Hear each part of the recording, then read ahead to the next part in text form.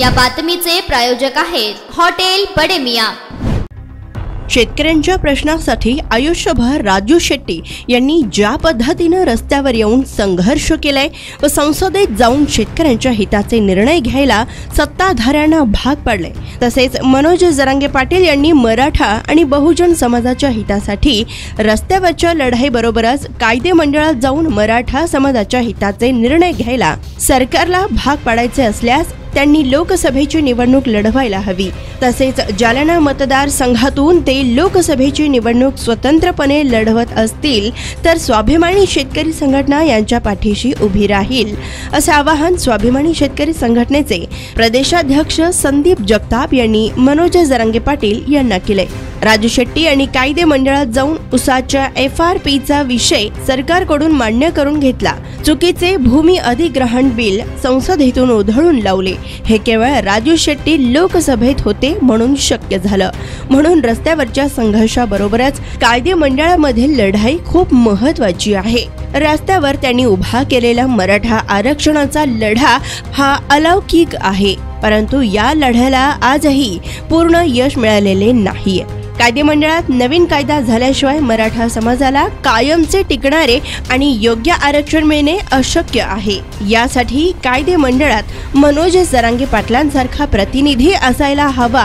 मनोज जरांगे पाटील यांनी कुठल्याही आघाडीत न जाता स्वतंत्रपणे समाजाच्या ताकदीवर लोकसभेची निवडणूक लढवावी, अशी प्रतिक्रिया स्वाभिमानी शेतकरी संघटनेचे प्रदेशाध्यक्ष संदीप जगताप यांनी दिली आहे।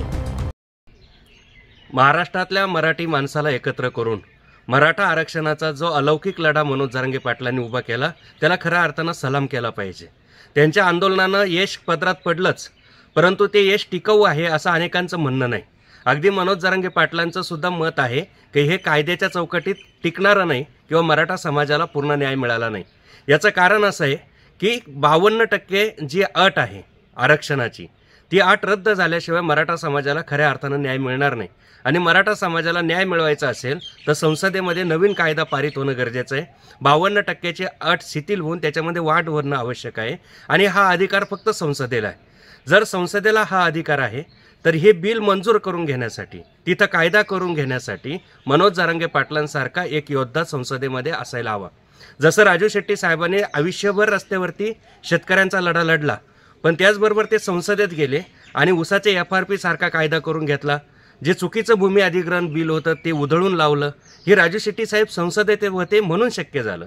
अगदी तसंच जर मराठा समाजाला टिकणारं आरक्षण, कायद्याच्या चौकटीतलं आरक्षण हवं असल्यास मनोज जरांगे पाटील यांनी संसदेमध्ये जायला पाहिजे। यासाठी लोकसभेची निवडणूक त्यांनी लढवायला हवी। जालना मतदारसंघातून त्यांनी निवडणुकीला जर ते उभे राहत असतील आणि त्यांनी स्वतंत्रपणे राहावं ही आमची भूमिका आहे। म्हणजे त्यांनी काँग्रेस आघाडीबरोबर जाऊ नये, त्यांनी भाजप आघाडीबरोबर जाऊ नये। म्हणजे उद्या सरकार कोणाचंही येऊ द्या, त्या सरकारशी अगदी मोकळ्या मनानं खुलेपणानं 2 हात करण्याचं स्वातंत्र्य त्यांचं अबाधित राहील जर ते स्वतंत्रपणे लढले तर। आणि त्यांनी संसदेत जावं, त्यांनी निवडणूक लढवावी ही आमची भूमिका आहे।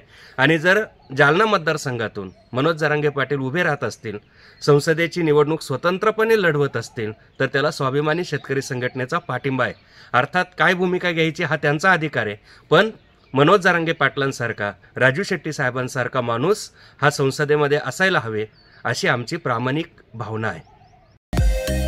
मटन चिकन साठी प्रसिद्ध असलेलं सोलापूर शहरातील विजापूर वेस्ट येथील प्रसिद्ध हॉटेल बडे मियां।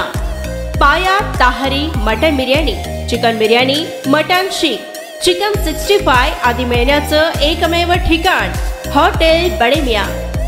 मटन मध्ये beef mutton rice, beef cheese angoori, Bade Miyan special mutton, mutton angara, mutton kadhi, keema मसाला।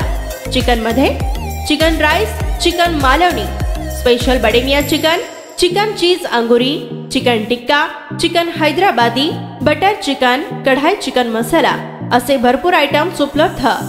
मटन बिर्याणी, चिकन बिर्याणी, बीफचे स्पेशल डिश सुद्धा जेवणासाठी उपलब्ध।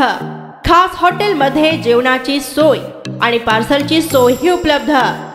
स्वस्त आणि मस्त जेवण मिळण्याचं विजापूर वेस्ट येथील एकमेव ठिकाण हॉटेल बडे मियां। आमचा पत्ता हॉटेल बडे मियां, विजापूर वेस्ट, सोलापूर।